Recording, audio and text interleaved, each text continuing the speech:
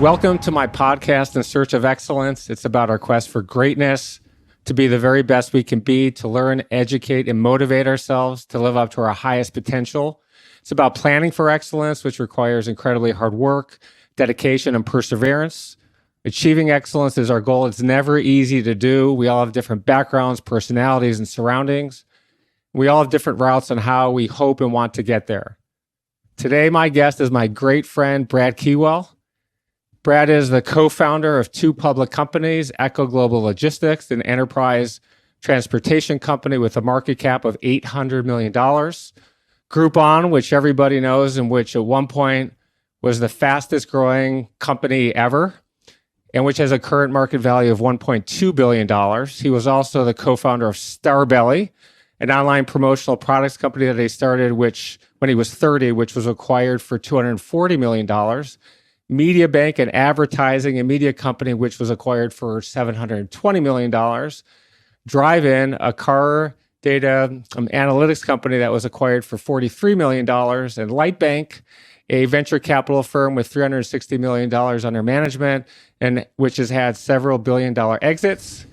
In 2000, and Uptake, which we're going to talk about later, where he is currently the CEO, and which has a reported last valuation of $2.6 billion, and which reached the $2 billion valuation faster than any other tech company in history.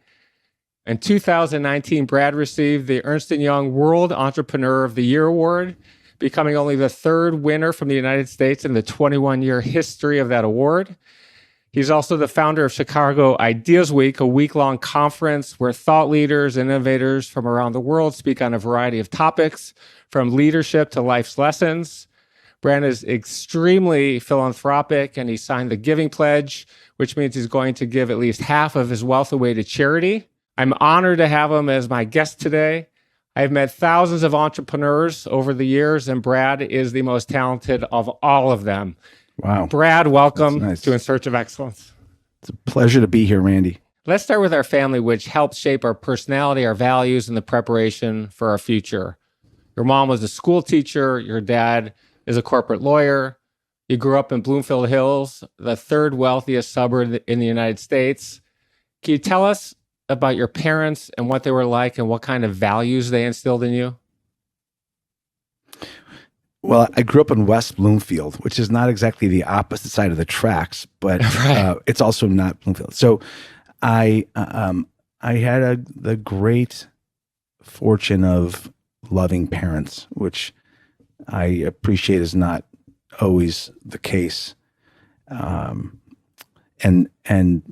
their love showed up in lots of ways, even primarily in terms of how it shaped me. They valued intellect and they valued curiosity. They didn't say it explicitly like that, but that was part of who they were. And they valued hard work. And so my father, being a lawyer, worked hard as a lawyer. He happened to love the law, which I think is more of a rarity now than ever. But I also believe that his tenacity to improve his lot in life, if you will, or he worked hard. He was the first person to go to college in his family, and then he worked his ass off and got into Harvard Law School the old-fashioned way, just worked hard.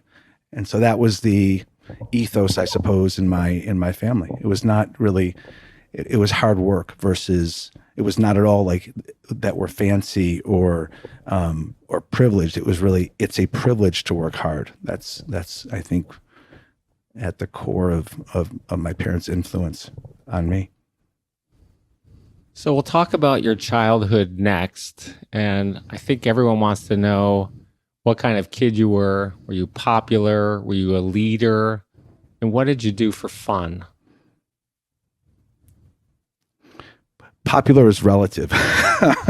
So I don't know. So I was not particularly popular. I wasn't unpopular either. I don't know. I found my niche, I suppose, of friends. I was a leader from a creative standpoint.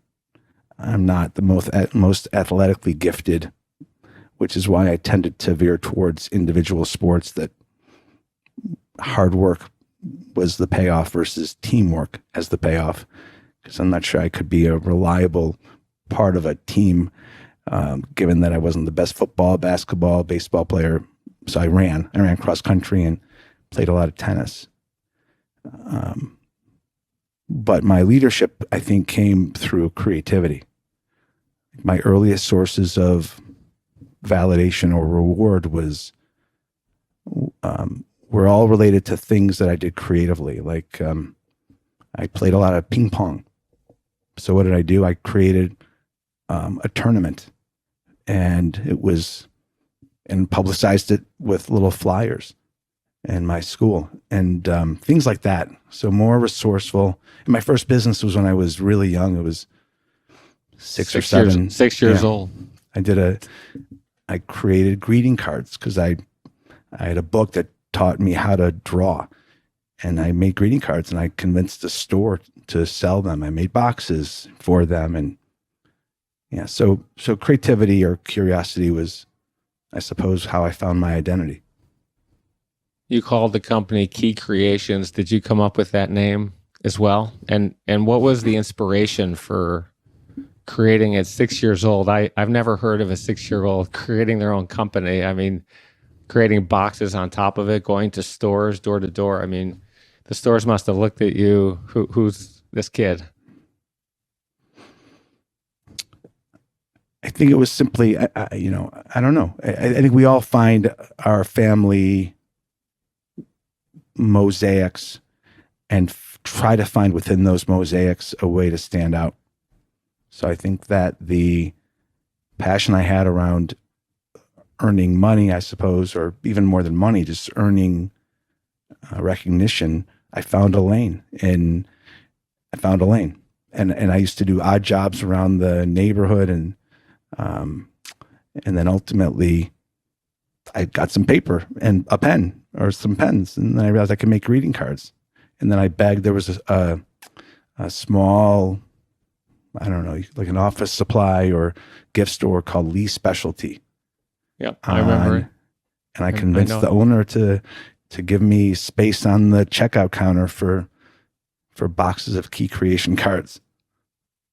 I hope you're enjoying this video so far, but before we jump back in, I want to know if you've ever thought about what you need to do to reach the next level of success in your life. Over the last 25 years, I've been an advisor to more than 50 companies. I've invested nearly 100, including Google, Lyft, and Seagate, and I also co-founded a company that today is worth more than $15 billion. I've been incredibly blessed in my journey, and at this stage in my life, I want to give back. I want to share the lessons I've learned so you can reach incredible success way faster than I did. In my own journey, I've learned that having the right mentor is a massive advantage to achieving our goals. I'm hugely passionate about mentoring others, and I'm looking for a few hungry entrepreneurs who are excited to take action on their journey to incredible future success. So if that's you, I've got an opportunity. In the description of this video, there's a link where you can apply to work with me. All you need to do is answer a few simple questions, and if you're a good fit, my team will reach out so we can build a game plan together. All right, now let's get back to the video. Do you remember how much money that venture made, and did you continue to pursue it as you grew past the ripe age, 6 years old? I don't remember details, but I do remember that we got reorders. That's good. And then I also remember, once I got into high school, then I started to branch out into other businesses while I was in high school. So that was not the core. That was simply an early venture. It wasn't the foundation of the high school empire. I say that facetiously.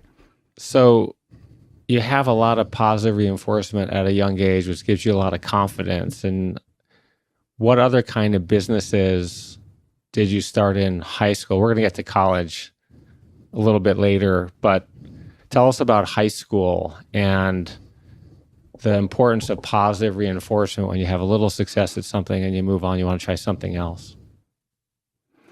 I suppose I didn't have the fear gene as the predominant gene ever.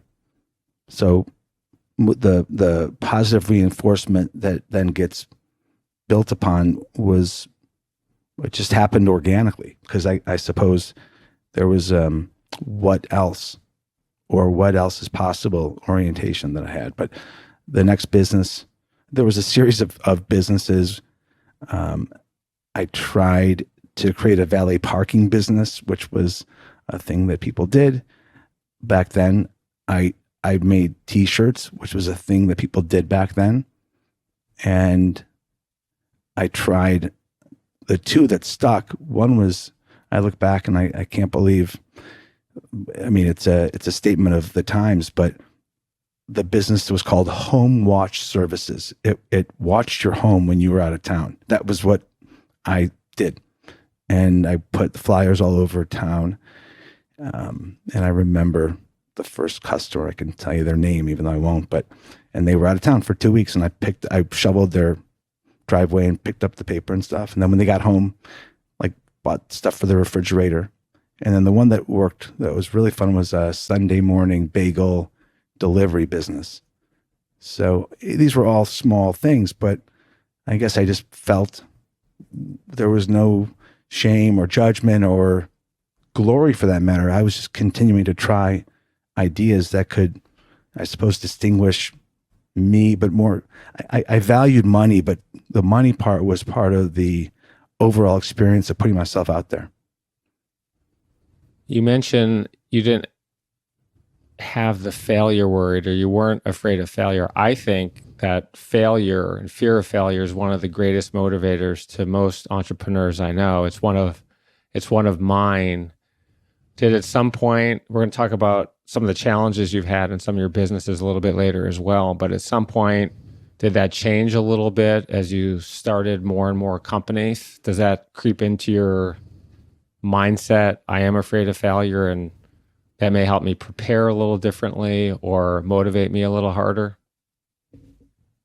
Well, I'm not proposing I'm not afraid of failure. I mean, failure has energy. There's energy around failure, and the energy, if harnessed appropriately, is extremely positive. Keeps you on your toes, and it makes you more capable of calibrating risk. I think that the fear that I don't think I had, nor do I choose to have, is a fear of trying. And failure is, let's say that the idea, just try, is the opening door. When you get in the room, the possibility or fear of failure fills the room. But many people, or most people, I believe, are stuck at the door. And that door is just try. Put yourself out there in the arena. But in terms of failure, failure is what entrepreneurs are in the business of failure, and their daily job is to mitigate risk and maximize reward. But failure is everywhere if you're not clear about that daily activity of risk mitigation and reward optimization. You mentioned hard work a couple of times already. You mentioned it, you saw it growing up with your dad, and you said that, this isn't exactly what you said, but you said something similar to this, that hard work leads to better results. And I want to know, at what age did you really make a conscious effort to be the best at whatever you did? And how did you go about it? Was it the hard work, or did you make a plan to do it? Or did you have and set certain milestones at a young age? Probably not as consciously as I understand today about the concept of hard work, but so I probably did it reflexively, or just it framed what I was doing. But when I think about it now, the idea is what's in your control, and are you exercising control over what you are able to control? And the idea of being the most prepared, or the best equipped, or the most knowledgeable has always been an idea that I believe is within control. So when somebody who has a responsibility shows up, shows up, meaning in a room, in an opportunity. When they have a responsibility and they show up unprepared, that's unacceptable to me. Right. But it's the preparation around understanding, calibrating, strategizing, whatever you want to call it, that I just early on realized I can be good at that. I can be extremely well prepared when opportunity arises. I can be the one who hustles while he waits. I've always been attracted to, there's a handful of quotes or ideas that have been attractive to me for 40 years. One of which is, those who, or he or she who hustles while they wait generally wins. And the wait part is, we all wait around for things, but what are we doing when we're waiting? Are we wasting time, or are we investing time? So preparing for possibility has been a frame of, I suppose, a lot of what I've chosen to do with my time over the years.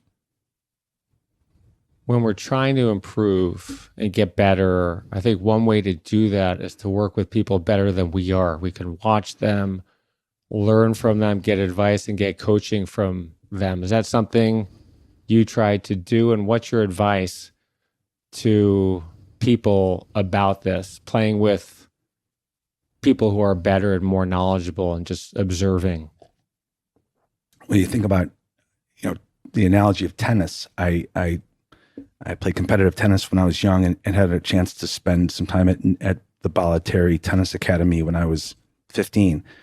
And what you learn there, and you learn through tennis, is you only get better if you play with those that are better than you, or at least very similar in your zone. And it's not even fun to play with somebody who's not as good.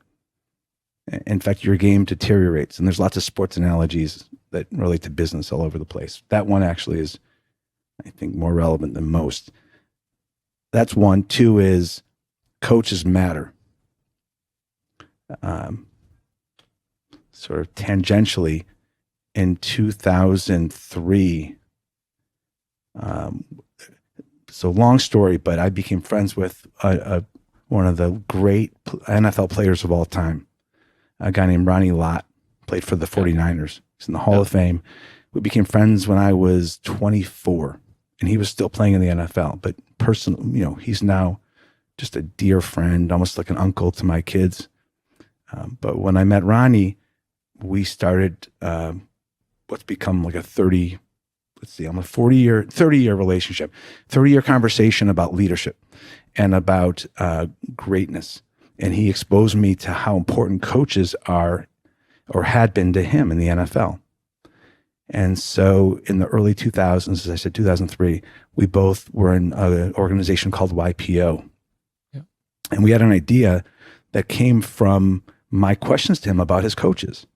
And the idea was, we should create an event that brings together coaches and business people, specifically to discuss how the idea of coaching in athletics is relevant to life and business. And we did it. We did two of these events, both in Pebble Beach.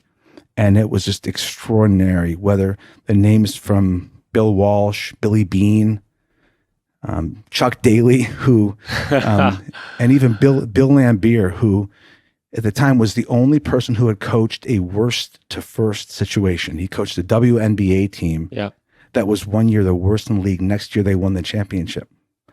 And then we had players like Joe Montana and Jerry Rice, who I'm still friends with to this day, and all these different people, all of which we were there to explore the idea of coaching as something that mattered.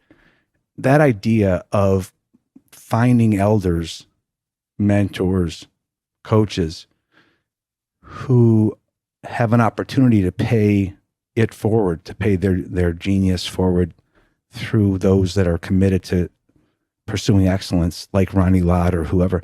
That's always been a very attractive idea to me, and I found it to be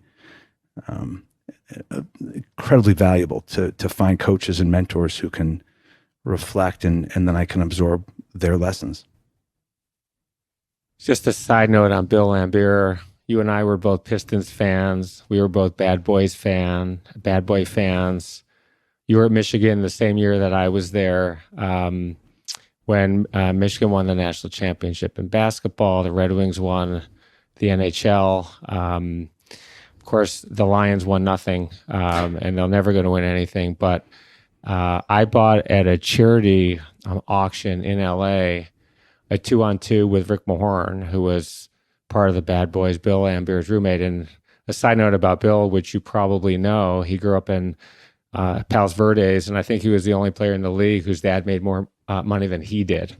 But Bill was not a well-liked guy in the NBA, but Rick got sick the day before. Bill was out here for a game, and he came over to play 2-on-2. And of course, I had friends from Country Day, my high school. They flew out, and I played 3-on-3 with Bill. He couldn't have been nicer. That's so cool. The problem is I had to guard him. He's like 6'11" and was not in playing shape at that point, by the way. So did you get an elbow?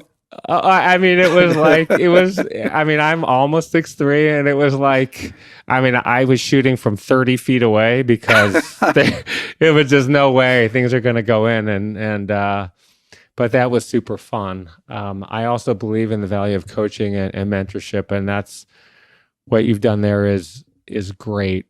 We're talking about kids before. You have two amazing kids. Both are young adults. A lot of people listening today and watching who have kids. What's your best advice to the parents on how to motivate their kids and to live up to their potential? There's a fine line with this. Some parents push their kids a little too hard. The kids rebel. So what's your advice on that whole package? Well, my kids are 21 and 22.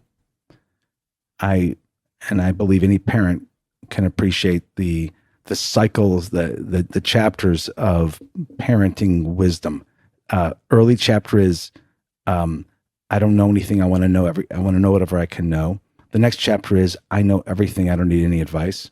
There's probably another chapter back to, I don't know anything. I'm scared or confused. Then there's a chapter of appreciation that kids got through what they did and seem to be on solid paths. And there's more chapters that I've forgotten. At some point, there's becomes a wisdom chapter, and then the question is, who cares about your wisdom? Because there's so much wisdom out there that's hard to apply. All of that is to say, I don't think there's any great formula of parenting, although I do think there's some fundamental truths. And one of my fundamental truths are expressing belief in your kids is more enduring and powerful than love. Now, I'm not saying that the expression of love is not also enduring and powerful, but I believe that expressing that I believe in you as a concept is, on a relative basis, a little bit even more powerful, or creates more of a superpower in your kids. Superpower being their self-acceptance.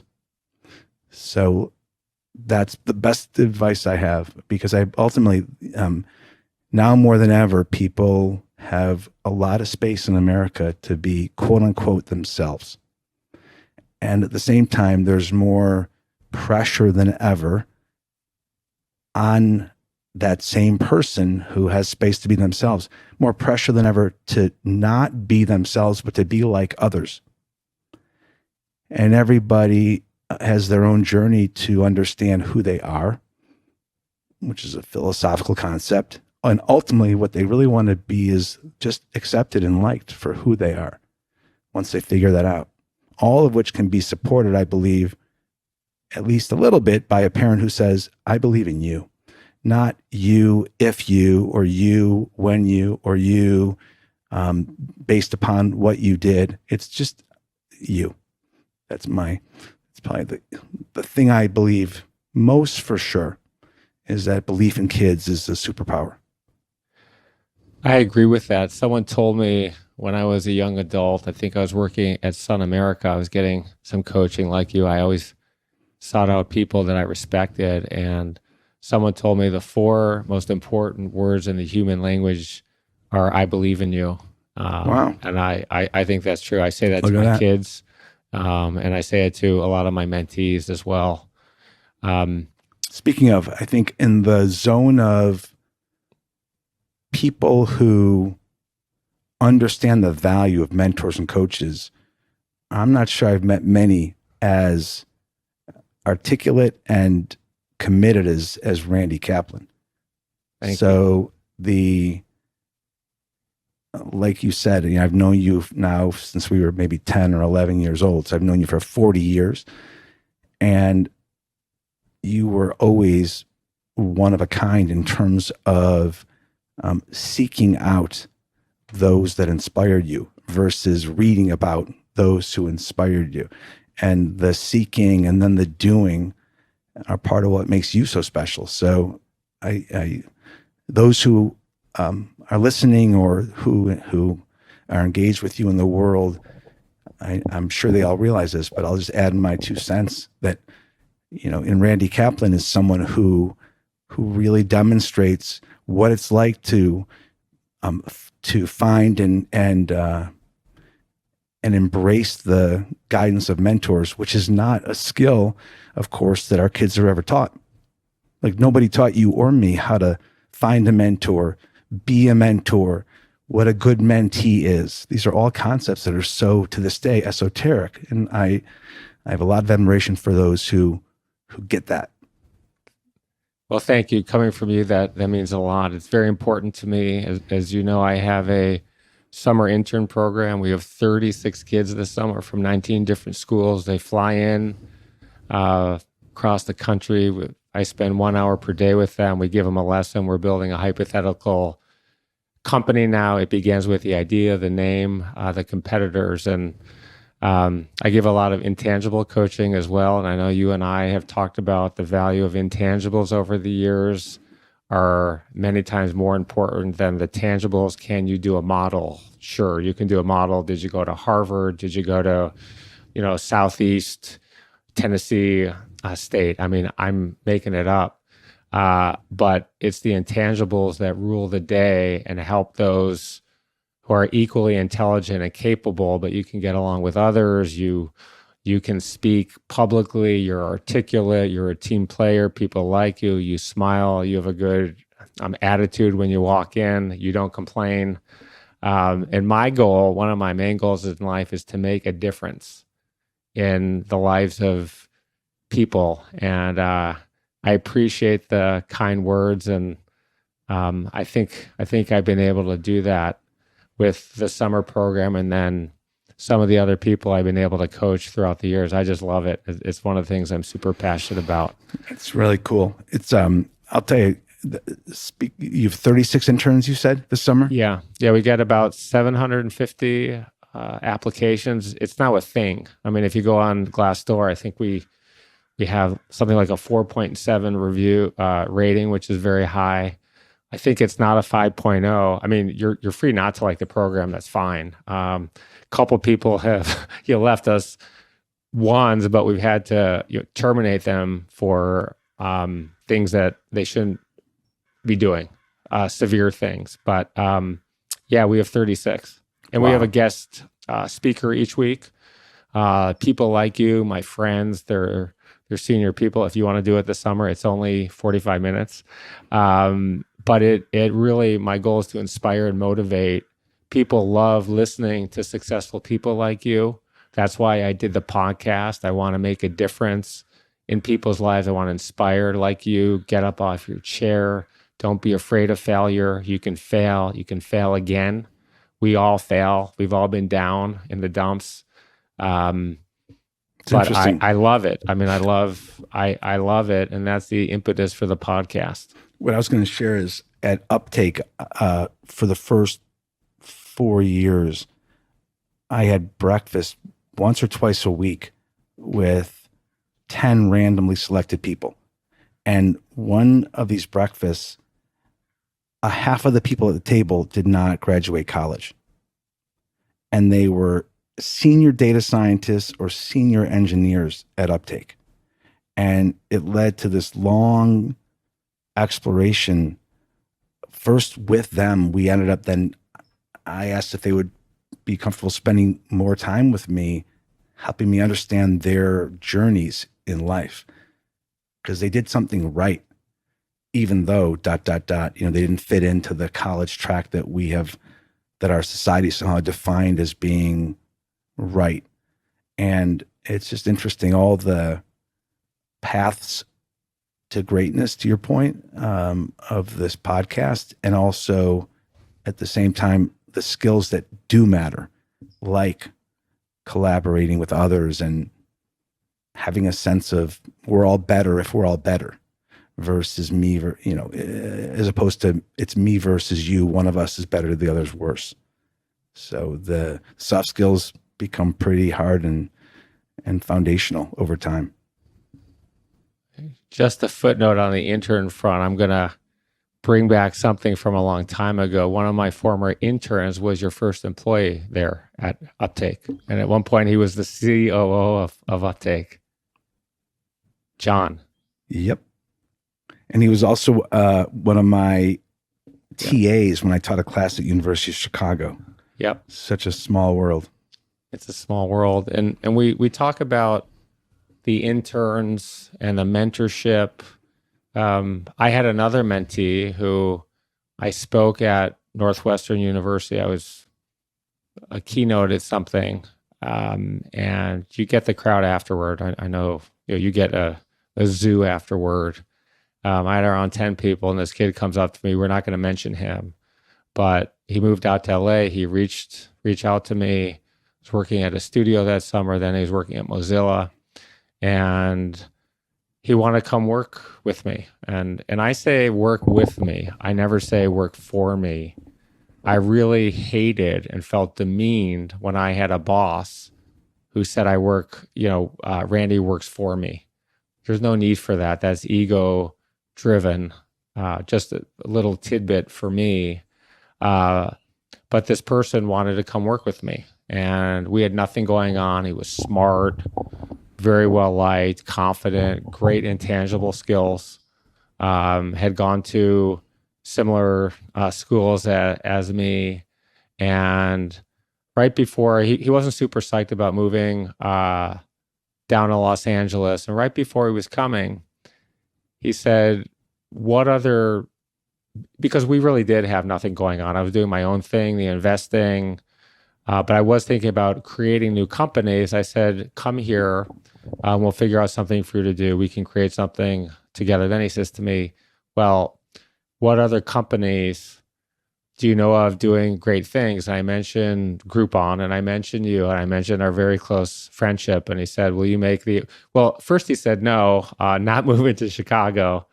And then he did some poking around, and he said, yeah, would you make the intro? So I call you up. I said, you got to meet this kid. You and the other two co-founders met with him. You liked him. I think he beat out 100 people. And as I remember correctly, it's something like this. He was the first non-tech employee at Groupon, and he did very well. And it's a source of pride for me, and I know for you as well, to empower people like that, to make the intros for people. I mean, it's one of the benefits of people who have been out in the working world, who are senior, can make a difference in people's lives by just picking up the phone and recommending somebody. Yeah. He's part of the fun of doing what you and I both do is we get to engage with extraordinarily talented people. That's part of the fun of this quote unquote new economy, the newer part of the evolving economy. And there's an example of somebody who's just a joy to work with. He wasn't the first non-tech employee, but he was an early employee who made a difference for sure.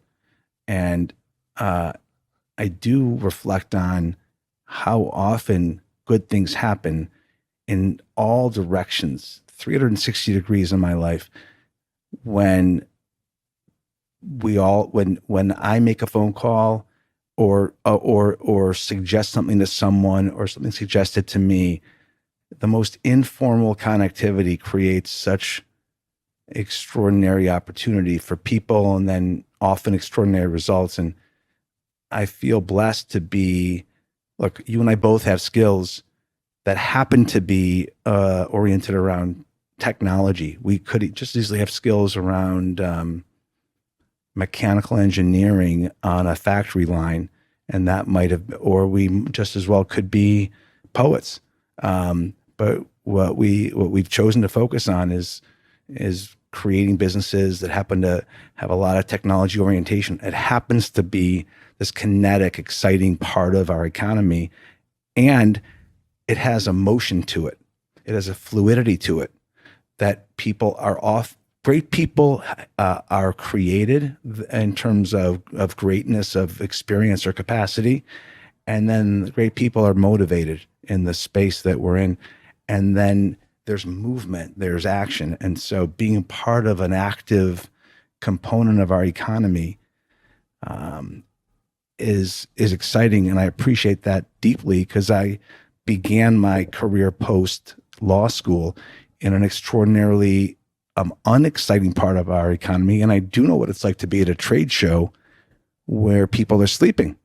Right. Whereas we go to trade shows, if you will, in the world of technology, and it's just intoxicating. So appreciating that, I find it's hard to, I don't often appreciate it, but when I'm reflecting like this, it's pretty amazing to think about how fun it is to be doing business in the world of technology in 2021. Let's go back a few years to 1991. You're a freshman, 18 years old, the greatest school on earth, the University of Michigan. Back then, there was no internet. I was a freshman in 87. Oh, sorry. 90, yeah, sorry. Right. I was 1986. My bad. 1987. No cell phones. So we had the Yellow Pages, the big, thick book with the bold, people who paid more for the bold, which meant we walked a lot when we wanted to do something in business. Went to door. Sounds like you had done that before. And you're walking in off the street. You're introducing yourself. It's a cold call. You're trying to convince someone much older than you. You're 18 years old, and they're probably thinking, what is this kid doing? It was 10 times harder, maybe 100 times harder back then to start a company. You started in college selling guidebooks and posters. So what was that about? Where did it come from? Did you have a plan to do that? Talk to us about that. I got to Ann Arbor, and something about me quickly understood this entrepreneurially is Woodstock. You know, this is Woodstock in the 60s. You know, this is unbelievable. The freedom to be expressive entrepreneurially once I found myself independent and in Ann Arbor. And I don't know why, but I couldn't help. I was so excited about all the opportunity, and my reaction to opportunity is to create. And the poster business that I created was sort of a riff off of the modern art posters that I saw in people's dorm rooms, and my reaction to that was, that's amazing. I should do maybe there should be a modern art version of the Michigan logo, you know, the Block M, and modern art versions of other schools' logos. And why pay somebody to do it professionally? Let's have a contest for students to enter. And that worked. And then there should be a cultural handbook when you get to your dorm and get on campus every semester. And that worked. And so I just started to try things. And those were days or nights more accurately, in the midst of being in a fraternity and doing all the things that thankfully I did more, that were sort of, you know, more cliche or core to the college experience. I chose a different path to complement those more traditional activities called creating businesses. And it helped me figure out who I was. If you go back, this was a long time ago, there were a very small number of us creating companies in college. It was you, Jeff Blau, Happy Walters, Annie Stensler, Eric Lefkowski, your partner who sold remnants of carpeting at Michigan and some other schools. Jeff is the CEO of the Related Companies, largest real estate developer in the world. Happy's gone on to start multiple business. Stensler's gone out, started multiple business. I have, you have, and we've all done pretty well for ourselves. What's the message here? We all knew each other. We were all friendly. What's the message here? The message is stay in touch with people that are doing stuff, because you'll probably be doing similar stuff sometime in the future. I don't know. I mean, I see Jeff, and we Jeff and I were fraternity brothers, and the year, not just the year, but like the month probably, when I somewhat randomly met Sam Zell. We're getting there. We're getting to Sam in a minute. Jeff met Stephen Ross, right? Exactly. Who has had this profound influence on Jeff's incredible career. And around the same time, I met Sam Zell, who's had such an influence on my life. But I remember talking to Jeff and about the person I'd met and the person he'd met. And if anything, the message is if you love what you do, in my case, in Jeff's case, in your case, what we love is being engaged in the arena of business. It's pretty fun as time goes by to have those relationships of long duration, because you have brothers and sisters who've been in it with you, and you can reflect. And that to me is part of the joy of life, is sharing experiences together and saying, can you believe what we were doing? And can you believe how naive, or maybe not naive, you're like, what was going on that we both were so interested in meeting these icons who came to campus. It's so interesting. Well, just backing up for a second, you're at Michigan, you hear about an entrepreneurship class.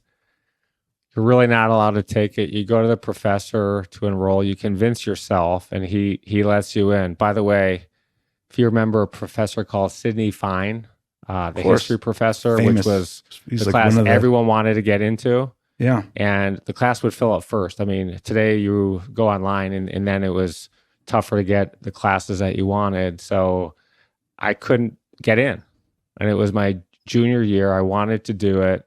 So I go see him, Professor Fine, I'm Randy Kaplan. Here's my transcript. I had all A's. I think you knew I was Phi Beta Kappa my junior year. And I said, I would love, to do this. And he wouldn't let me do it. But you get into class. So you did not get in? Did not get in. He would not let me in. I mean, there were like 300 people in the class. He wouldn't take 301. He would not let me in. So my kids make fun of me all the time. You know nothing about U.S. history. I said, yeah, it's Sidney Fine's fault. It's not my fault. I don't like reading. When I read for fun right now, I love to read fiction and business books. So I guess at some point I need to go back and educate myself. Yeah. But now I want to talk about Sam. So for those people who don't know about real Sam, quick, the class that I talked my way into in 1988, and then a similar class that I also taught, and that was a class for MBA students. I was a freshman, and I somehow got in with all these 20, I was like 18, all these 21-year-olds or 22-year-olds. So I still talk to that professor to this day. How many years is that? 80, 90, that's like 30. And then the next year, there's another class that I was not allowed into that I somehow found a way to get into. And I talked to that guy too.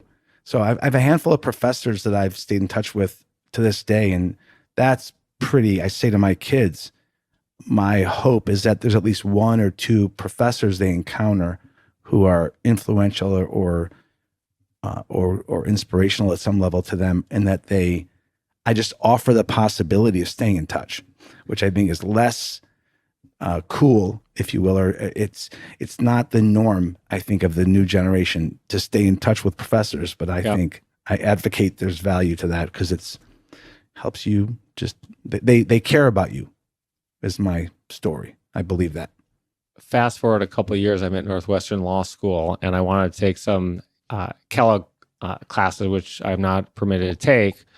So I went into the register, Chris Jones, and I did get into 2 classes. The first time I was in there, J.B. Prisker was my law school classmate. We're friends. Those of you who know, he comes from the Prisker family, the governor of Illinois today. But I did get 2 of the classes. He did as well. But let's move on to Sam. Okay. So for those of you who don't know, the short one-liner is he's the founder and chairman of 5 public companies on the New York Stock Exchange. He's been a member of the Forbes 400 since the list came out in 1982. He's the inventor of the modern day REIT.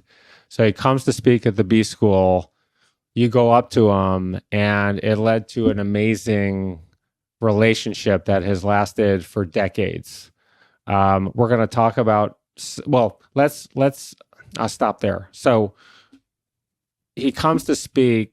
Were you waiting for him to speak? Did you plan it out? Did you dress up first? You prepared, I'm sure. So when you went, "Oh, I'm Brad Keywell. Nice to meet you, Mr. Zell." What happened? Tell us about it. And then what happened to that relationship in the next few years? The best well, in terms of dressing up, part of Sam in my book is now globally in 2021. I believe I reflect on Sam Zell and his life, and I say he's one of the all-time great entrepreneurs this world has ever seen, ever. I agree. That being said, in 1988, he was not a household name, but I was very curious, and so I knew enough to do my homework, and there wasn't really the internet back then. Right. But part of my knowledge about Sam was his iconoclastic core, which included his belief that you can wear whatever you want to wear and still be okay. And so he was advocating, before it was even a possibility, that one can wear jeans to the office, which was at one point radical, controversial. So in terms of getting dressed up, I don't think I got dressed up. And to this day, I'm not a big fan of getting dressed up. But that being said, something about me went to hear him talk. Something about me went after he finished talking to talk to him. And then I've recently, I see him a lot.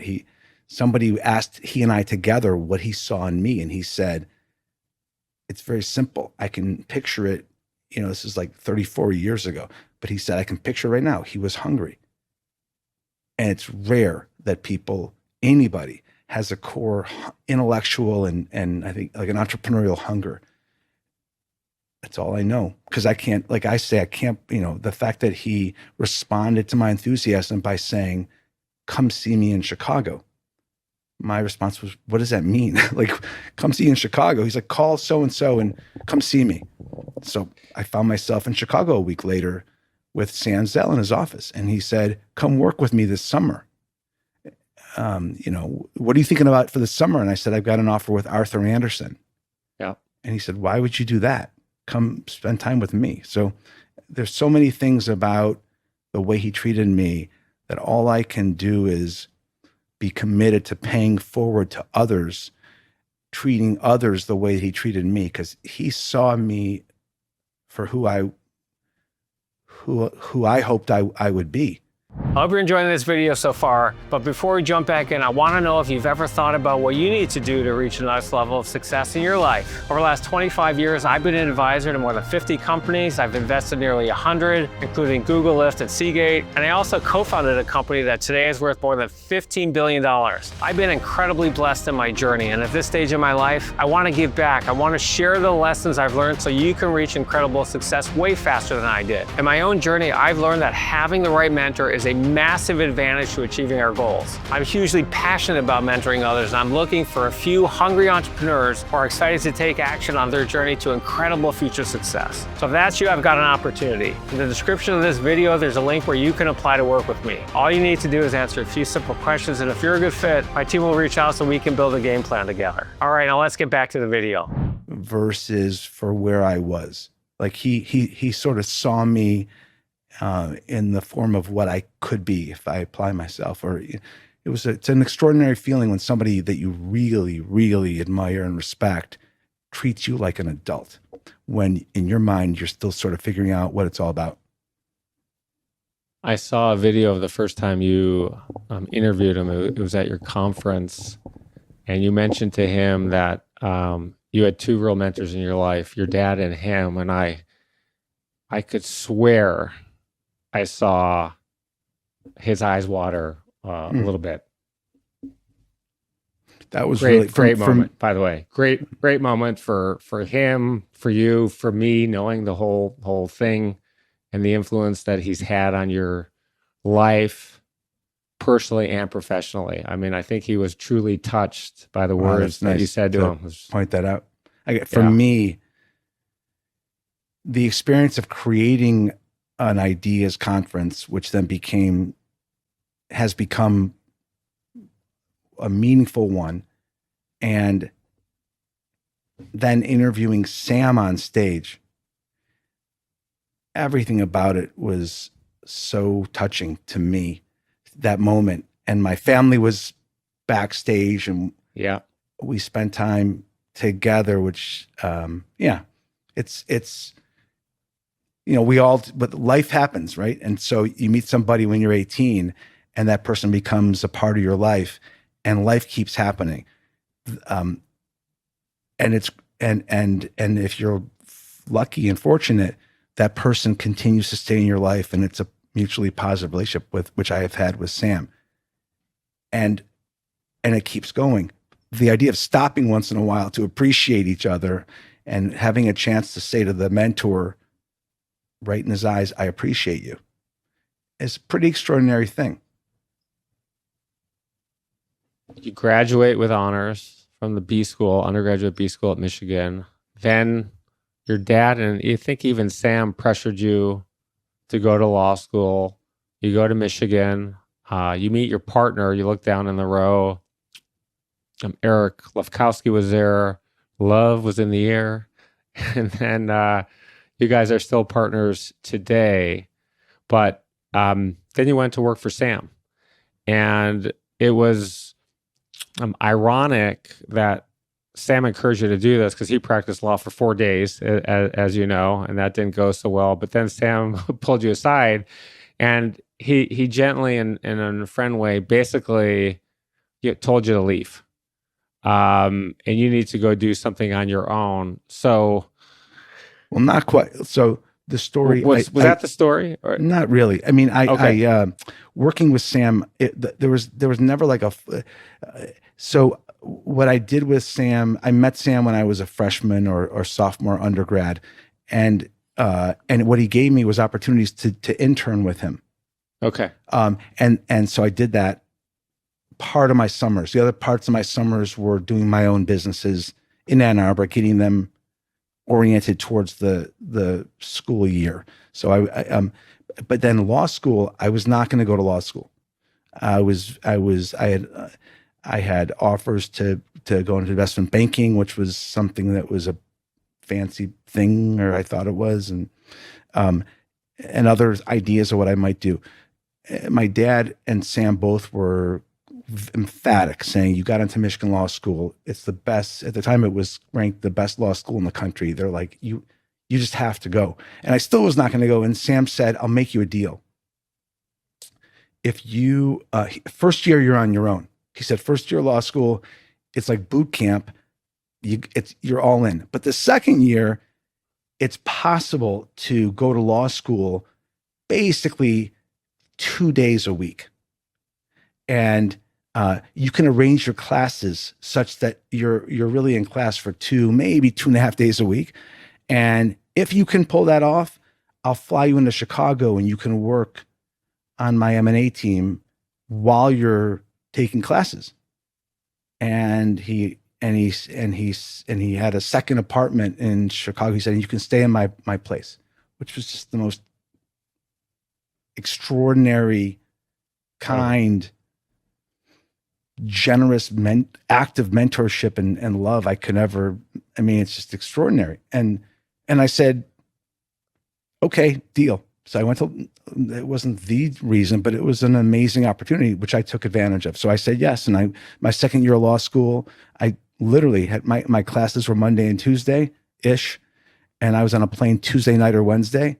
And I was working on deals Thursday and Friday, and often Saturday and Sunday as well. It was an amazing time. And then and then once I graduated law school, I went straight into business with Eric. Right. So we have a lot to cover yet, so I want to zip through some of this, but we all talk about challenges. We've all had failures. We've all been depressed and feeling crappy about our failures. You sort of had two out of the gate. You had Brandon Apparel. I want you to talk about that a little bit and what you did and what happened there. And then I want to talk about Starbelly, and you and I talked about that a month or two ago. You told me some things there that I didn't know, but I think it's important in our quest for excellence to really keep coming back. A lot of people want to go home. You failed, you lost a ton of money and a ton of time. It's embarrassing, especially when you get sued. Can you walk us through those businesses briefly, and then how you picked yourself back up and how you motivated yourself to get back up? Sure. I'll frame the answer to your question with this quick story. When I teach this class, or I taught a class for 5 years at University of Chicago around entrepreneurship. And on the first day of class, I would ask people why they were there. And the sort of undercurrent was, because I want to be an entrepreneur. And these were MBA students, I believe first semester, second year MBA students. And so then I every time I would say, okay, show of hands, how many of you want to be entrepreneurs? Meaning start your own thing and be independent of quote unquote working for someone else, et cetera. And most people raised their hands. And then I said, how many people are interviewing for a job right now in the interview process? Everyone raised their hands. And then I just offered the possibility that, very similar to an artist, where you say to an artist, who are you? I'm an artist. Do you have a job? Maybe, but the job is just so I can do art. The idea of like balancing, should I work for McKinsey or should I be an entrepreneur? Probably means you're better off working for McKinsey, which brings me back to the answer to your question. To me, someone who is an entrepreneur, period, is oriented around there being no other choice but keep trying. Like, what else are you going to do? An artist is not going to stop making art because their art wasn't perceived as being attractive. They're going to make art. That's what they do. So an entrepreneur does what they do. In that spirit, the first thing I did after law school that Eric and I, as partners, were part of was buying a company, a very small company in an industry that I had no idea but now appreciate is a very poor choice for industries to choose, which is clothing, apparel. And the lesson, and so we bought a company that was doing $3 or $4 million in revenue. We grew it fast, in our opinion. In my opinion, within 2 years, it was $20 million in revenue, not 3 or 4. But that's a hard business because the number of things that have to go right in order to make money are many. You've got to make the stuff. It's got to be the right size and color, and it's got to be sold by, we sold to everybody from like Neiman Marcus all the way down to Walmart, blah, blah, blah. There's so many moving parts in that business. Any one of them goes wrong, it all goes wrong. The lesson there is choose businesses where more is in your control in terms of the things that must happen in order for it to be successful.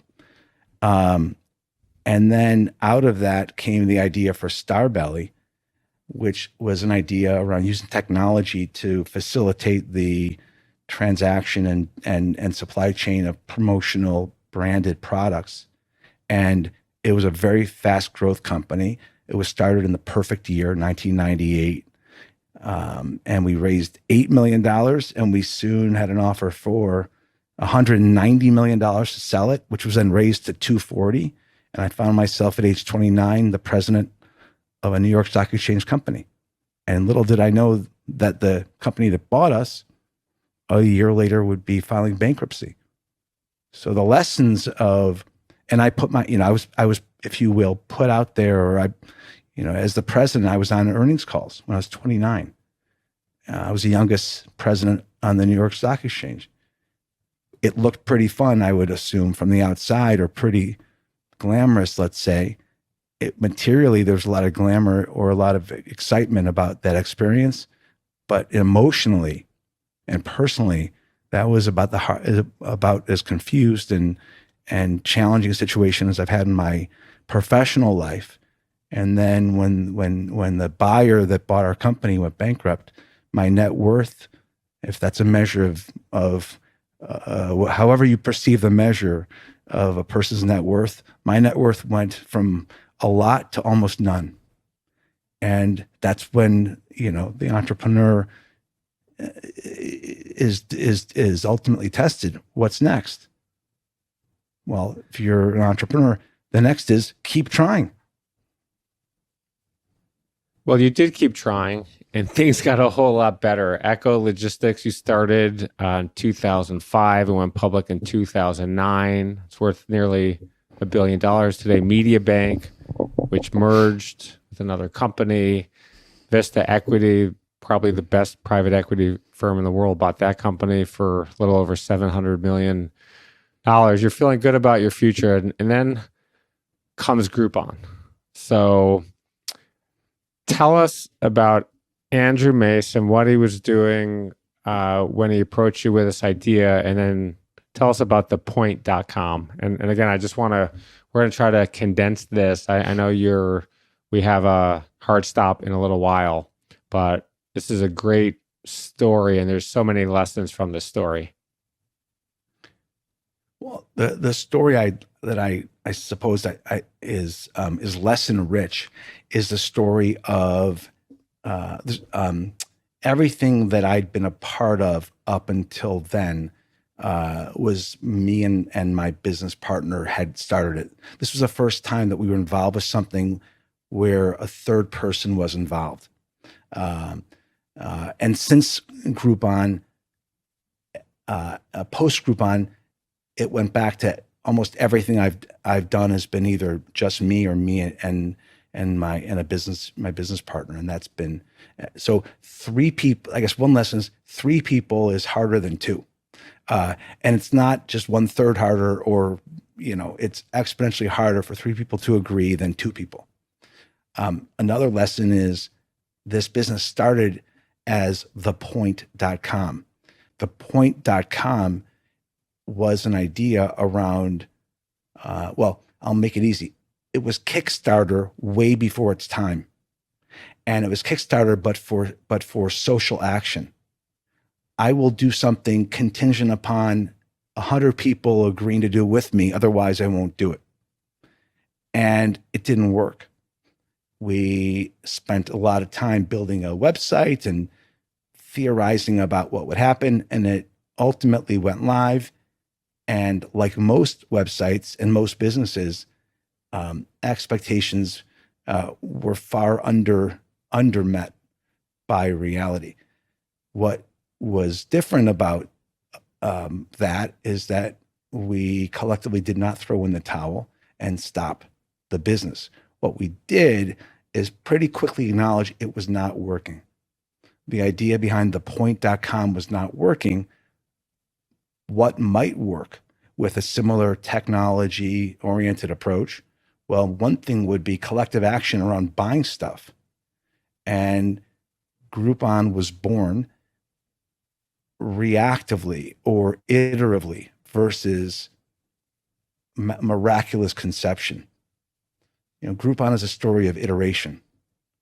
And it then became a fortuitous story where the experience, be it of Media Bank, now renamed Media Ocean in the modern in 2021, it's called Media Ocean, but Media Bank, Echo, all these experiences we had of growing businesses fortuitously or materially became core to the operational execution of growth. Not that the growth of Groupon was without lots of flaws and sort of small failures, but being able to start a calendar year with 124 employees and end that calendar year with 5,100 employees those are the facts. That's what happened in 2010. Having that happen and at the same time having the train stay on the rails and continue to chug forward is only possible, I believe, if there's some conception of growth, metrics, discipline, execution behind the wheel. And so that's part of the Groupon story. There's a lot of stories behind the Groupon story. We can go on for a long time, but that's the fun part about some of whether it's Amazon, I find a lot of guidance from Jeff and some of Jeff's board members from the early days and hearing those stories. So I think all the stories of this new breed in the last 30 years of companies that have been created, and then the reflection that those companies have nearly replaced those who 30 years ago dominated the Fortune 100, or Fortune 10 or 20 for that matter. This is a great age in which to learn. And so these stories of Groupons or Salesforces or whatever are ripe with lessons. I remember you staying at my house right at the time this thing wasn't working, and you told me you had just sold the first group coupon, Groupon. You were days away from shutting down the company, returning the investors' money, and then you made the shift. I think it's important for listeners and viewers to know that don't be tunnel focused. Listen to customers, be open-minded to changing. And then I remember you also telling me, I think you said, this is completely nuts. And you had famous venture capitalists showing up in your lobby without calling. And you telling me that one of the challenges you have, it was growing so fast, fastest company in history to $1 billion valuation, that you couldn't find companies to process, couldn't find credit card companies to process the payments.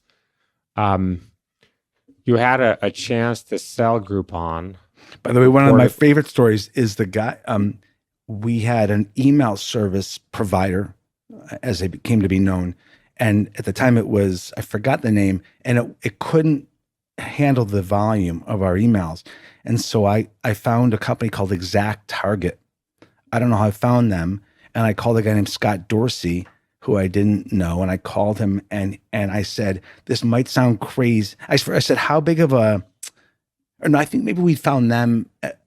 So we found them and they started processing our emails, and there was a delay because we had so many members adding to our customer base, and Exact Target couldn't process the volume of our emails. And I called them and I said, you need to focus on Groupon. We're going to be very important to you.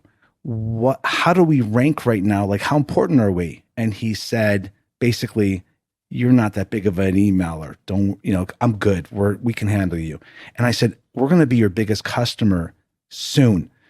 And literally like a year and a half later, we were a bigger consumer or user of email than American Airlines and others. And to this day, when I talk to Scott, who I'm good friends with, it's hilarious that's part of the fun of business. You could be like, can you believe when I said to you, I'll be your biggest customer? And then we were.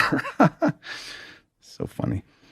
You had a chance at some point, and there's all this competition, which of course happens when you don't have a patent on what you're doing. And despite the competition, I mean, there were hundreds, probably thousands of companies trying to copy you. And you had a chance to sell the company. It was reported for $5.75 billion, $6 billion in cash. You guys didn't take it. You went public. The first day you closed, the valuation was 12.7 billion, the value when you went public was 12.7 billion, and then I think it closed at $16 billion that day. The company's worth today 1.25 billion. Was it a mistake at that point not to sell? Do you look back and think, I probably should have done that? And if so, are there lessons for people out there?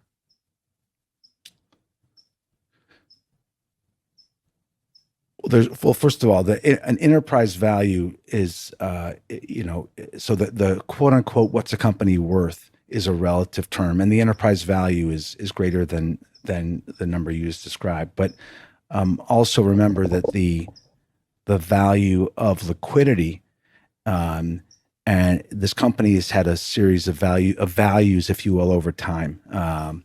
But the lessons are many. One lesson is some stories are not as simple as they might seem from a headline. One of the considerations when Google was considering and made an offer to acquire Groupon is antitrust review. And there were contingencies in their offer regarding antitrust approval that were material or that were relevant. But there's a lot of lessons that come from every aspect of growth, whether you're growing a $1 million company or whether you're growing a company that is valued at $6 billion. Everything you do is valuable if you learn from it or make it better. Everything you do has the opportunity to offer valuable lessons. That's probably a better way to say it. And everything about Groupon, or many things about Groupon, better yet, have proven to be very valuable lessons, because as a committed learner, I am committed to learning actively and not making the same mistake twice. Not that there's any easy to describe mistake. They're pretty complicated mistakes regarding Groupon, but they have proven to be valuable mistakes, and that I can now see patterns when they're emerging, often before others might see them. Let's talk about career goals, which is incredibly important to everybody. And one of the questions that comes up when I'm mentoring people is what's important to you? What do you want to do? For some people, and what I say to them is rank them, list them and rank them. Is it money, experience? Is it location? Is it passion for what you're doing, the team around you? What's your advice to others when they're going through this exercise? And was money the primary motivation for your career when you started? And you have a little bit of money now. You can buy as much Free City sweatpants as you want. And where does money rank today? And you know what I'm talking about on the Free City point, don't you? Of course. Okay. My memory, I think, is as good as my memory parallels yours. I have an eerie ability to remember ridiculously irrelevant facts, like you and me going shopping at Free City with some friends. Where does money rank, or what's the lesson? Is your point? There's a question. What would your advice be to people who are looking at a career change, whether they're graduating or they're older in life? What factors do you have? Certain factors that you would rank and you would consider, or is this situational? I've arrived at a time right now, who knows where I'll be years from now, but I've been studying philosophy, literally studying philosophy with a professor for a pretty decent period of time at this point, purely independently, with having lunch, talking on the phone, reading assignments, reflecting on it. I'm very curious when I give advice to people about their philosophy. Do they even have a philosophy? Is there an idea of what a good life might look like? What does it look like or sound like if they were to describe the sense of mattering in the world? Or maybe they say, I don't even know what you're talking about. I don't even think about mattering in the world. That is where I generally start. if it's a serious conversation about what should I do. Now, young people, if they're related to you, are probably not going to engage in that conversation. That's my experience. My kids, when I ask them or have these kind of questions or conversations, I'm their dad, so they can blow it off. But most kids in their 20s, when I'm talking to them about careers, I find myself starting with like, tell me about what a great day feels like. And Right. tell me a little about who you are and what you believe to be true. And from there, we start to discuss not what you want to do, but what you don't want to do. I'm much more clear about ideas like, if you tell me what you hate, then we can talk about what you might like or love. But if the question is, what do you want to do? I guess because I've got kids that are in young 20s, I understand often the answer is, I don't know. And my response is, that's totally fair. But what do you not want to do? What would look like a horrible life for you? Different than others, but for you, what's horrible? Then you start to say, okay, if that's horrible, let's talk about what at least goodness is, if not greatness. That's exactly what I asked them on the flip side too. Name the 5 things you don't want to do, name the 5 things you're best at, and name the 5 things you're worst at. And this should take you days, and then come back to me a week later when you really think about it. Can someone learn the entrepreneur gene? I think so. But I believe that as people, we all desire to be our best. But if that's not a desire, if you believe that your best is important, then I believe you can learn or refine your essence of entrepreneurial activity. But these days on campus, a lot of kids are being taught that personal best should be relegated as second or third or fourth in priority to societal best. In other words, what's more true today for a young person? They want to work hard and in a capitalist system such that they can make enough money to do fill in the blank?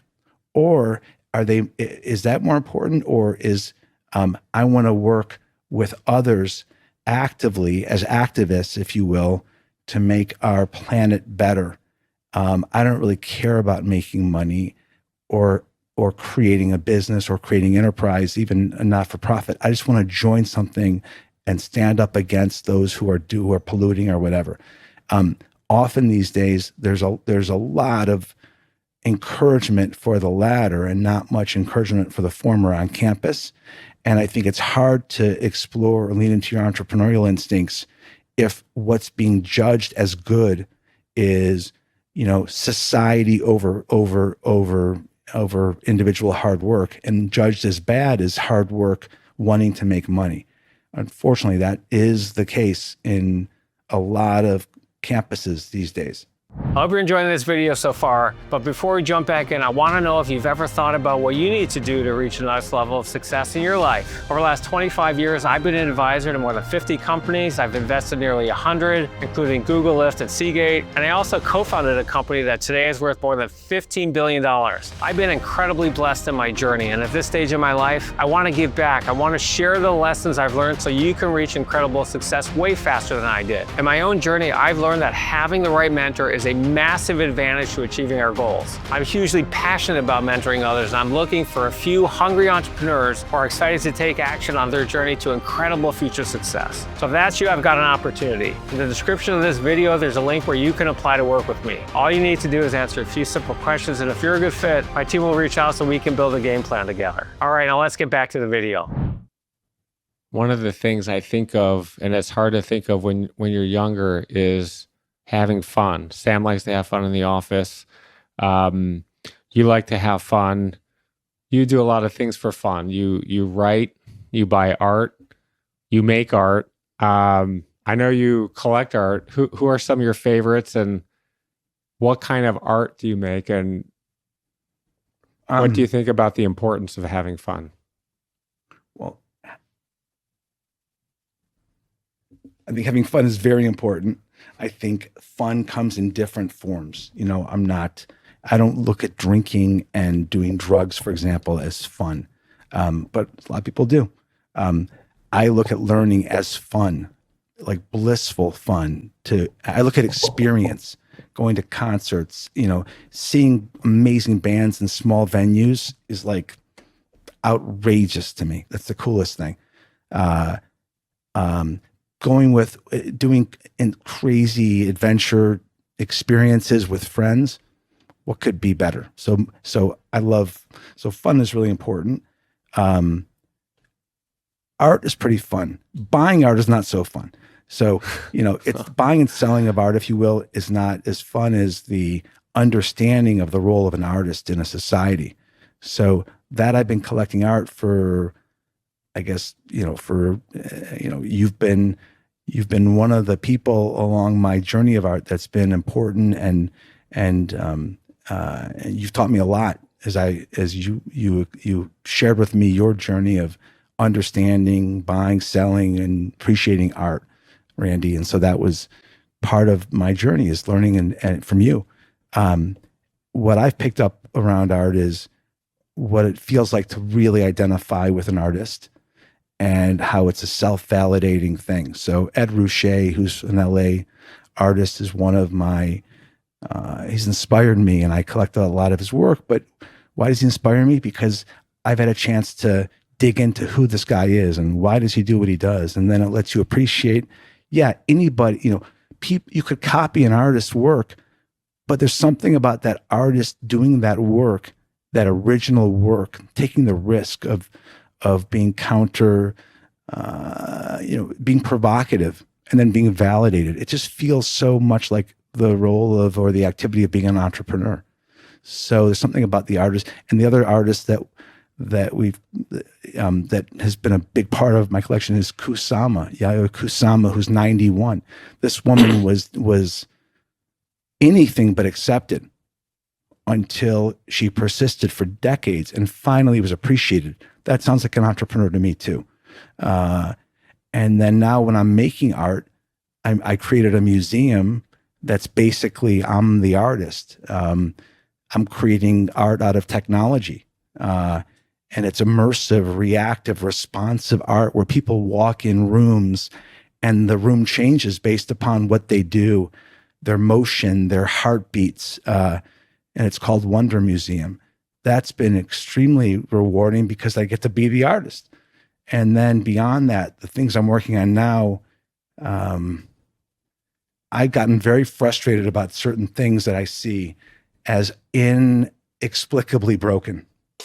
And you can write all the articles you want and all the op-eds you want, and I don't see things being fixed.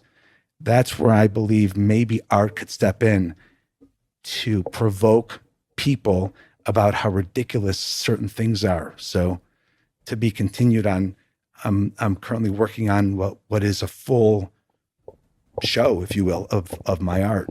But it's very much about art as a way to provoke us to look at ourselves as a society and question what our values are. And we both love Mark Bradford, of course. Yeah. So you mentioned fill in the blank. I'm going to start 3 sentences, and I want you to finish them in 3 seconds or less. Be good on this? I'm good. Okay, here we go. The most important thing in life is? Finding your bliss. I hate to plug myself, but I'm going to, by the way. The hero's journey. Is that what you're going to do? No, well, I'm going to talk about my book Bliss, which came out there you go. It's so, I mean, you said blissful a couple nice times, job. Brad. So come on, I gotta hit that. I love that. Congratulations. So, thank you. I don't know if you got yours yet, but when you do, if you would share it on social media, that'd be great. Great. Okay. So next sentence. The most important, the most exciting thing about the future is? Constant change. I think change is extraordinarily exciting and promising.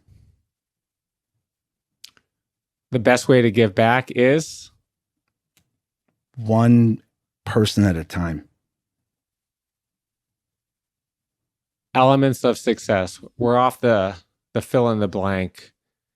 I think one of the guiding hopes of both my podcast and our talk today is to learn from others through their journey how they rank and qualify and think about their success. So what are the 3 to 5 ingredients to success and excellence in people's life, in your view? Curiosity is a core ingredient.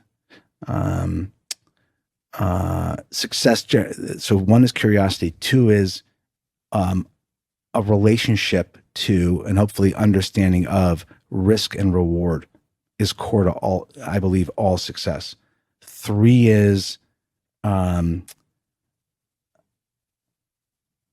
some philosophical clarity, some framework of why.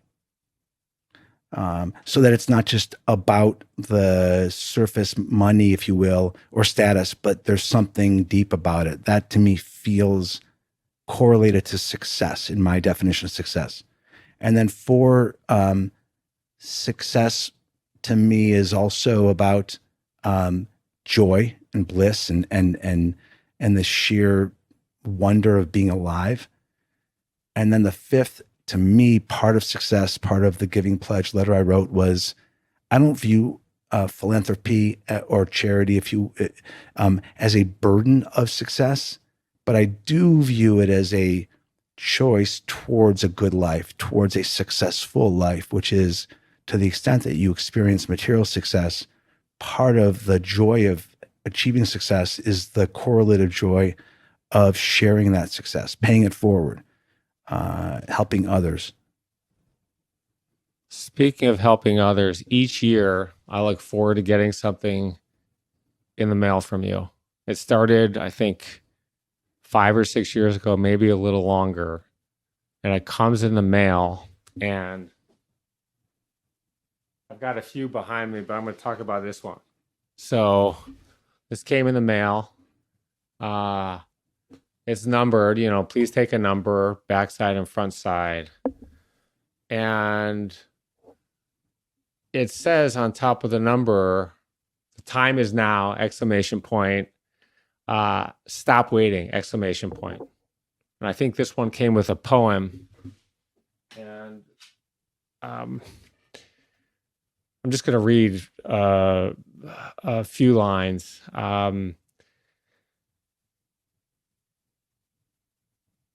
I encourage you to stop waiting for your number to be called. The time to act. This is the time to act, to give your precious podcast to the world is now. I think you give back by encouraging people to get off their chairs and go do what you want to do. I mean, these are brilliant. You have the napkin that you gave, a pad of napkins. You put a pen there. Obviously, the idea is a lot of businesses are formed from writing down on a napkin. Tell us briefly about these things. I mean, they're brilliant. You're a brilliant guy, the most creative guy I've ever met. And I said this well before the Groupon success. I've been saying that for a long time. I mean, people love a winner, right? I mean, you and I have talked about this in private many, many times. But you just have this amazing mind. But tell us about these amazing things that you're sending out. Well, look, inspired by our friend Sam Zell, the idea of something creative as a holiday, instead of a holiday card, the idea of something creative always struck me as, I always love that idea. And one year I had this idea that what if you got a book of napkins, and the idea is like, stop thinking, start writing it down and doing something about it, was the first idea that I just did it. I don't, and the idea of, I don't know how to make a book of napkins, but I figured it out and I sent it out to 500 friends. And now I do 1,000. I send out 1,000 New Year's gifts, and every year it comes out of my mind. I get a chance to create something fun, and what I've learned is it's fun to give. I'm probably a better giver than receiver in terms of things, and I get to give. Whether anybody wants it or not is secondary. I choose to make something creative that comes out of my imagination and send it out every year as a reminder that I'm here and I care about my friends. So it's been joyful to say the least. Thrilling in terms of hearing stories about once in a while one of my gifts stays on, like that take a number. That was just like a play on those take a number things in the front of the store. Right. And I'm like, let me just screw around with that idea. And now it's not, I've had more than a few stories of people's kids. They read it at their dinner table or whatever, the quotes that I put on that one. So I don't know, there's something fun about, speaking of what you mentioned earlier about making an impact or mattering. It's fun to have a chance to do something creative that somebody might be affected positively by. 2 more questions. We're near the end. Walk us through a day in the life of Brad Keywell, and what gets you up in the morning? What motivates you today after all the things that you've accomplished in your life? I've got a lot more to do. That's one thing, motivating factor. That's one. 2 is I'm an entrepreneur. I can't help it. Sometimes it's fun to be an entrepreneur. Other times it's challenging because some might say, why are you working so hard? Or why are you so driven? And my response is, what does that even mean? I'm just doing what I like to do or what I find joyful. But a day in my life, the 2 things I think are worth just offering is the 2 things that have shown up recently. One is the outrageously high value of a nap. I am now a religious napper, 20 minutes maximum, middle of the day, but I can't believe I spent so many years not taking a nap. I happen to be pretty good at falling asleep when I want to. And then to me, 15, 20 minutes, I don't want to sleep longer than that. So one is a nap. It's like a drug in terms of what it does energetically. And the other one is I do a cold plunge every day for 5 minutes in 47-degree water. And that is another radically amazing thing. I can't believe I didn't start it until about a year ago, but every day. Those are 2 new parts of my day that I find sincerely thrilling. I did not know about that cold plunge. I do not like cold water. As you know, we have a home up in Coeur d'Alene. When we went in the water 3 weeks ago, the water was 58 degrees. And I had a full wetsuit on, including the booties, and I was cussing for quite a while until my body got a little warm in that wetsuit. It's good for you. That's all I'm saying. There's something, imagine 47 and wearing a bathing suit. No wetsuit. Does it? I mean, after 1 minute. Can you have a heart attack doing that? Seriously. The answer is, I think, well, geez, do I hope that I don't have a heart attack doing it one day. Now we look back on this, but God forbid. God forbid. Yeah, exactly. God forbid. Okay. But I learned about this from, I started doing Wim Hof, the breathing technique. So I breathe for 25 minutes a day. That's my sort of meditative ritual in the morning, which is very deep breathing.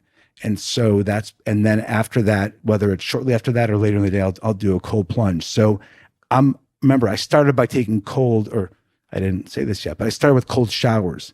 So I've eased my way into this, and now there's a ritualistic aspect to it. I'm not just jumping in for no reason out of nowhere. I'm doing a breathing exercise before I go in the cold. I'm doing exercise after I come out of the cold. So it's not random jumping into cold. There's a process around it. So it mitigates, if you will, the shock. But it's true. If you're not used to it and you go into cold water, that's why I was in Antarctica years ago with my family. And on New Year's Day, they said, we're going to do a polar plunge. And the doctor brought the EKG. Literally, he brought the paddles on shore in case somebody had a heart attack. So if you're doing this untrained, without intention, there's risk, I believe. But there's risk crossing a street. I'm comfortable with risk. Does it get easier with yes, the plunge? I mean, shockingly easier, and it goes from painful to therapeutically joyful. Most people, I mean, I wish I meditated. People said meditation would be great for you, Randy, because I'm type A, wound tight. And I have so much to do. I mean, I work very long hours. Early, I'm up very late on email because you're in meetings all day long, and I have tried to really cut down on that so I can get more work done during the day. But do you wake up and meditate, and then do you ever feel the pressure? I mean, you're running a huge company and you got a ton of things going on, Brad. So how did you clear out the space where you said, I'm going to do this no matter what? I mean, I don't care if I have a deadline, I'm selling a company, we have a board meeting. I mean, how do you... That's a separate, it's a longer conversation. It's a longer conversation. But the fact is, science would show, do something for 30 days and have a positive feeling about it, and there's a good chance you'll do it for a year or longer. I mean, I've been doing this now for a year and a half, and it's just, the day feels incomplete if I don't do the Wim Hof breathing method, which is becoming more well known. But if I don't do the breathing, it's my form of meditation, 25 minutes, and then a cold plunge at some point, which is 5 minutes. It's not a complete day without that at this point. Do you wake up? What time do you wake up? Is this the first thing you do when you get up in the morning? Pretty much. I mean, after I wake up and I'll read a little bit maybe, and maybe have some coffee, but then I'll do the breathing. Yeah. Longer conversation, but longer conversation. I highly recommend it. Okay. I like following you and many things you do. So we'll talk about that in a separate conversation. The last question I have for you is, what goals in life haven't you fulfilled that you want to fulfill? And is part of that your legacy in life?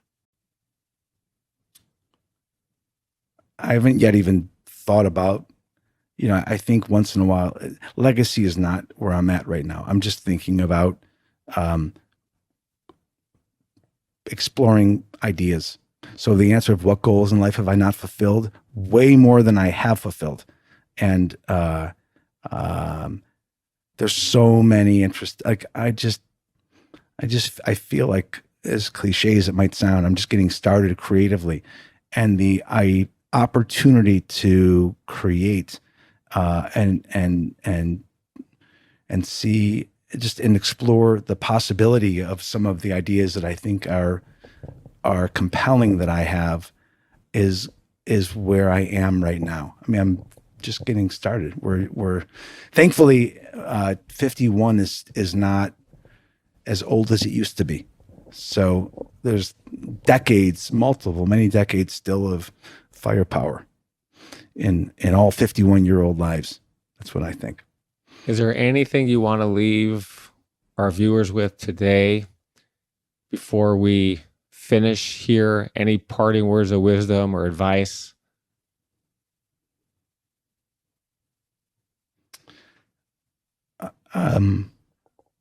Yeah, I'll give it my one piece of advice as I think about my reflecting on some of my interactions with my kids and their friends post-COVID and during COVID. I think my advice is it's worth it to understand oneself, whether it's the idea of mental healthiness or mental agility through understanding. In whatever form the understanding is, whether it's work you do yourself, whether it's with a therapist, or the idea of mental health coming out of the closet and being something that we talk about freely without judgment is as important and available now as ever. And I think that's the next horizon of human evolution is the demystification and also destigmatization of mental health, so that we all can feel, that understanding ourselves is positive, and versus shameful or embarrassing. So I'll leave you with that as This a has been last note of tremendous. provocation. It's been Randy, tremendous. Brad, you're an awesome friend. I appreciate your friendship. I told you this. I've admired you for a long time, and now I admire that you stepped into the arena to share your thoughts and to bring your friends and acquaintances onto this platform. So congratulations for what you're doing, and I really admire it. Thank you. I appreciate you. Everyone, thanks for listening and watching today, and look forward to the next episode.